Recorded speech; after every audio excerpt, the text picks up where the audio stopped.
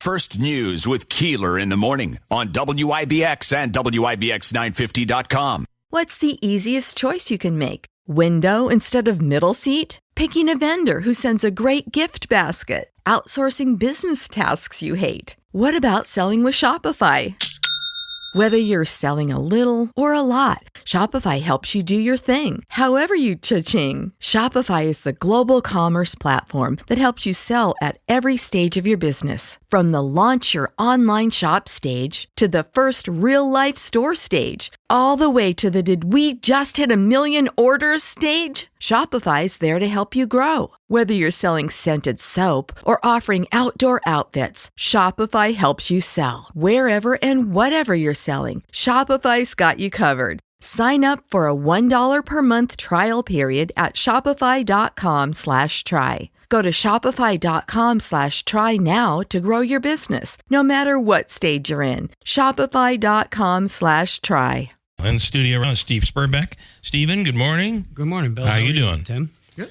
So this is Megan. Nice to meet you. You know Tim. And let's get the formal stuff out of the way, because you have something as well that you want to talk about. Sure. Yes? Okay. Yeah. Let's start with Real Men Get Tested, which is one of the reasons, the real reason you're here this morning. I'll let you take it here, Tim. Well, I'm sorry, Steve. Sorry. Well, Bill, It is disintegrating. I got a lot of stuff going on at once. I can't keep it all straight. well, every Yes. year we donate to your holiday campaign. Yes, we appreciate that. And last week you were saying that this year's campaign is going to go to Real Men Get Tested. Our ERL family was got some bad news last week. Well, bad news and good news. One of our employees got diagnosed with colorectal cancer. So It's a terrible. He's got a good treatment. Of terrible. course, they heard the word cancer, and you get, it's a big change. But he's got a good plan. It's stage 1, very treatable. 6 months and should be back to normal. So I thought it was a good time for this year. Stage 1, by the way, that might mean surgery. It did with I turned out to be stage 1, but no, I did not require radiation or chemotherapy. So he's huge. He's going to be going through 5 weeks of radiation. Oh, he is. And Okay. then maybe some follow up with chemo, but should be. So no 6 operation though. As of right now, no. Okay. No. So thank God they found it early, and him and his family can hopefully have a normal life after this. Only 50 years old. It's crazy, right? Been trying to get in for a colonoscopy, but that's one thing your listeners should really. You got to plan ahead for those. They're booked up 6-7 months in advance. So. If you go to your doctor, this I've seen happen at least 3 times. If you go to your doctor and say, I have symptoms, they'll speed it up for you. Versus the person who's just getting a normal check, tell them you gotta communicate that to your doctor and say, is there any way you can speed this up? Because that 6 months that you wait for a colonoscopy could be all the difference in the world. Yep.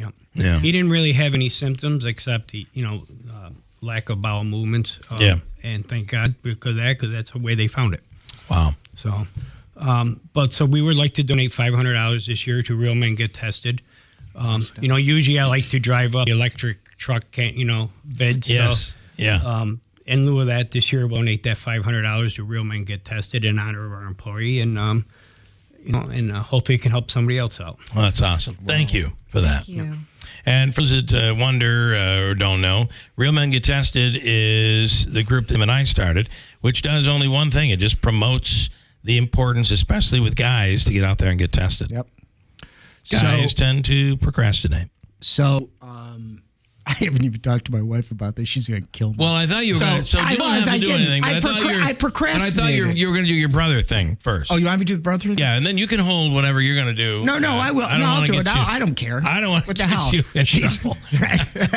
She's listening. The inevitable. She already, She's listening right now. She's lived with this for a long time, so it's fine. Okay. So my brother thing is, my brother is going to buy 4 tickets for Jimmy Fallon, the best seats that are available in regards to it. And if somebody's willing to bid on those or whatever, He'll do that, and then whatever the proceeds are will go to Real Men. And I don't know if Jimmy will do something for us or whatever it is. Yeah, we'll set up a little meet and greet. Sweeten the pot. Sweeten it up. So and a little backstage before show meet and greet. And then you'll have to run that through Davey, obviously. Yes. So then he's shaking his head. I think it's okay. Yeah. That's his bouncer. And then I'll match what Steve's doing. So nice. I'll do $500. So, awesome. Okay. Thank you. So, and let's get some other trucking companies out there. Let's see who else can match this, and let's really get this rolling. And so you know that our organization, Real Men Get Tested, is a pretty large organization. I mean, I would compare our size to maybe Red Cross or something like that. We would be a little tiny speck. Yeah. How many employees do we have at Real Men Get Tested? I think the number is 0. 0. What cut do we take of any of this, Tim? I think it's this $500. I'm way less than 0. For you, it's nothing. You're going the other direction. Yeah. And I do all the TV and radio production for free, and the communication does an incredible job of allowing small organizations like ours operate without having to have attorneys and 501c3 and all of that. It is a 501c3, so it's all tax deductible. Right. But it's through their program that they do with the Community Foundation. So I was laughing, thinking I was listening to Frank Stiller talking about Tunnel to Towers and saying, "Well, we're 95.6% go to pro." We're 100%. 100%. Yes. That's all we. No question. And somehow people think that we've got no grants. We've got all we have is Bill's and my good looks. So we tried. We haven't got much working for us. We tried the grant thing, and then we realized how much work went into trying to get a grant. Yeah. And then we're like, I don't think we're going to do that. We stick our hands enough into the meat grinder. We figured it out. So all right. So Steve, thank you, and Tim, thank you. Yeah. The reality is we know that every time we do a campaign, someone comes back and says, you kept saying it over and over again, and I did get tested, and I found something, and I think it really saved my life.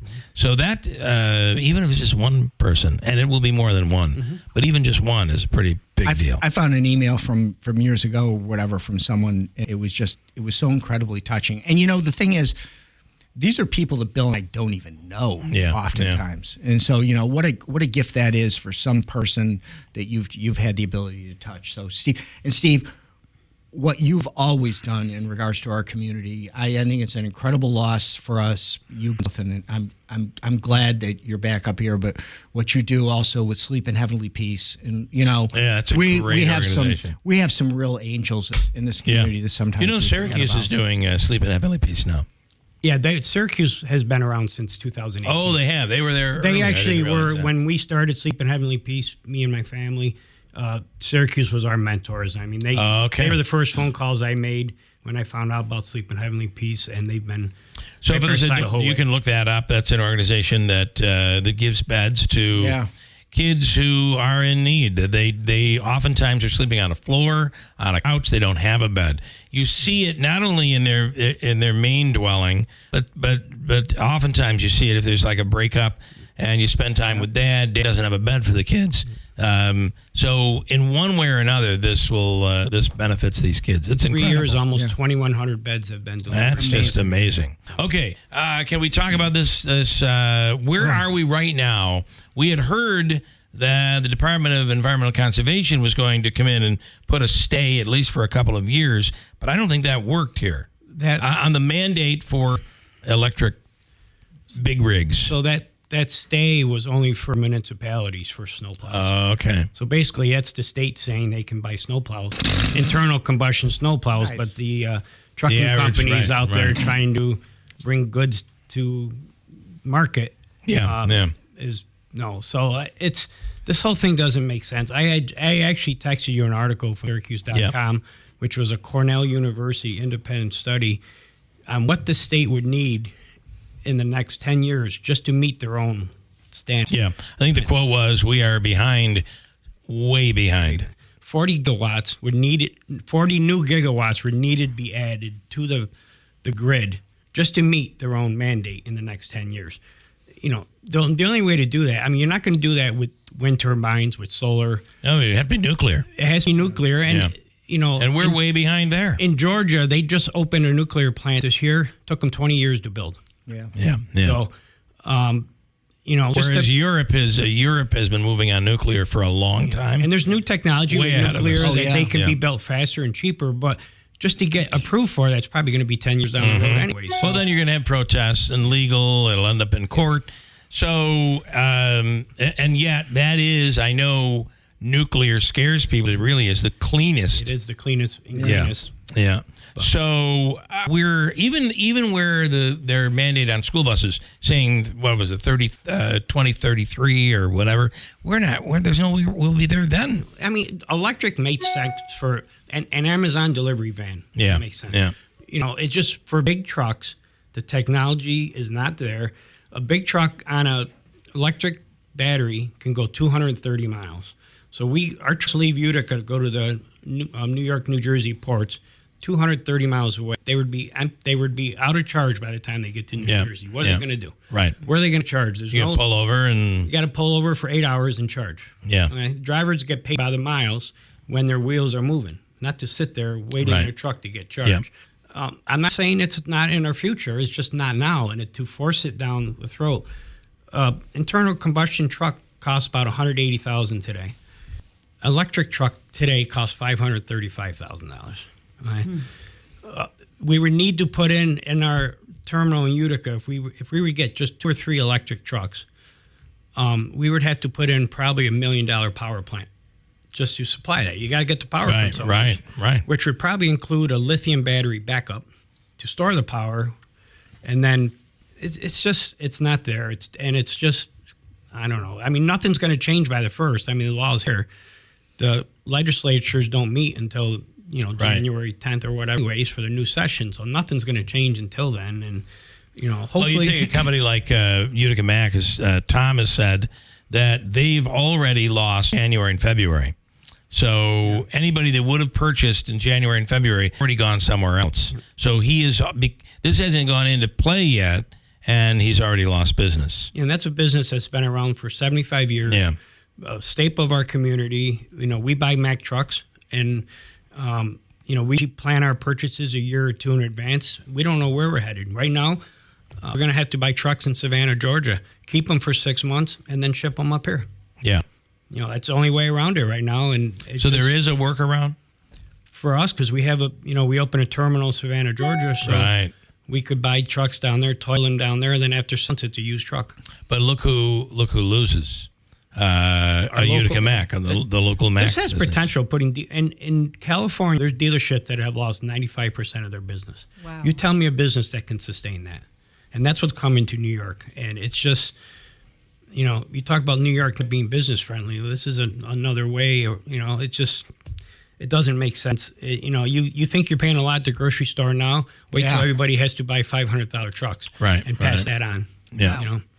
So my guess is, and I, this is not it really is not a Republican / Democrat issue by any means, because take a look at schools. Schools are making the same statement. There's no way they can have an electric fleet by the end of this decade. It's just not. It's not feasible. They would need to start building the infrastructure now. Yeah. I mean, New Hartford was planning on that, build a new bus garage for electric. And it's millions, and probably $25 million to build something. Right. And that became controversial and has been tabled. Yeah. So it takes But even if you build it, we don't. National Grid says we do not have an infrastructure that can handle it. No. So where are we going? No. I do believe that maybe someday we'll have these electric vehicles as they drive. I was just looking at this guy on TV during the football game over the weekend. He has a generator that is solar powered. Get this now because the end is near. All right, Patriot Power or whatever. It's Patriot Power. Oh my God. And if you get it now, and you don't even need gasoline, and it powers itself. It seems like pie in the sky. I do think that there may be the opportunity down the road for that to occur, but just like you said, it has to evolve. It's got to evolve. And diesel trucks back in the old days, used to be behind a bus or a truck, and there's black smoke billowing everywhere. These new generation of trucks are 98.5% clean emissions because they burn the emissions internally and filter and trap it and then burn it.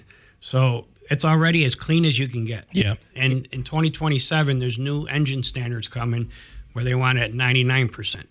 I fear, Steve, what's going to happen is there's going to be, I don't know, a school bus full of kids up in the Adirondacks, okay, in the middle of winter, that, this thing's going to die. Kids are going to get injured in some way. Cold. There's going to be a truck that crashes on fire, and this is what's going to, move things. It would take something like that to probably grab everybody's attention. Yeah. Or the governor's office. Which is sad. It's like you're depending on a tragedy to reverse this. Yeah. Exactly. All right. So right now we don't know anything except this thing is. It's going to be a law January 1st. January 1st. They're not. The legislatures aren't meeting before that. Yeah, So yeah. right now it's going to be a law. Hopefully they can reverse it quick and just put a hold on it until we can figure. All right. Just the technology is not there. We're not saying it's not part of their future. Just the technology is not there. All right. You're putting the cart before the horse. Exactly. Yeah. Steve Sprebeck, thank you as always. We appreciate it. Thank you, Thank Bill. you for the donation. Yep. Thank Means you. a ton, and we appreciate that. Have a happy Thanksgiving, and Happy Thanksgiving. I'm glad to see that Tom Highland did sell one electric truck to you to donate. Yeah. So now I can order 8 internal combustion. There you engines. go. I think you're in good shape now. We've technically it may be one that's the size for a 4-year-old, but But it is electric. It is electric. There is no doubt about it. So, all right, thank you.